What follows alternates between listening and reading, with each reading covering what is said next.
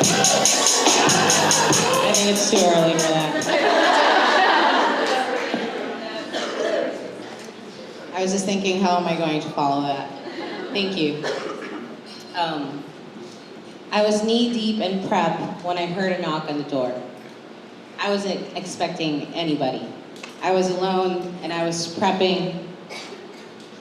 And then I opened the door and there was my friend Kyle.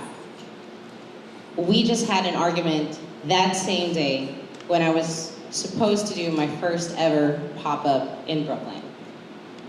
And I thought to myself, we had planned this together, but now I'm going to handle it as one.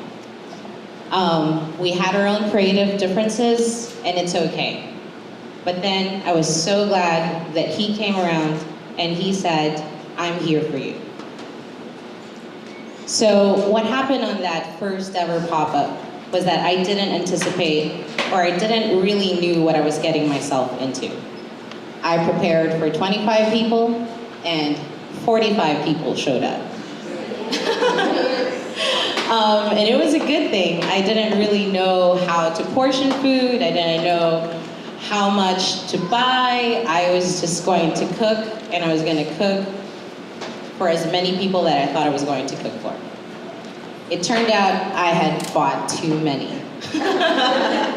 So everyone had seconds, and everyone was having a good time. But in the back of my mind, I was thinking, what would it look like if I had just done this alone?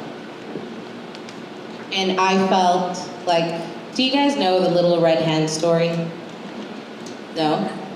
So this is one of the stories that I grew up as a kid. And the Little Red Hen has a very specific moral. So she wanted to make bread.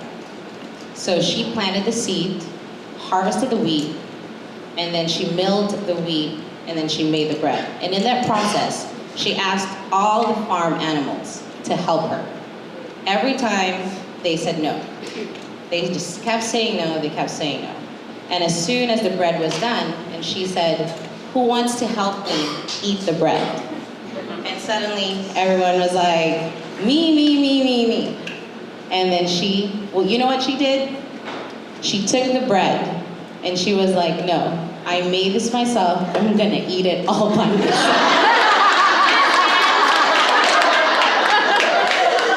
And I feel most of the time, I'm that little redhead. And that was the first lesson that I learned in my pop-up. But I slowly knew that I can't do this alone. I need my community with me. And it was just a matter of aligning yourself to people who share your vision. People who see your work, people who value your time. And so, sisters, my lesson is for you to stay focused. Stay focused. Let go of negativity or people or things that don't contribute to your purpose. Always align yourself with people who share your vision and collaborate with intent. Be like that little hen and say, buck, buck, bitches.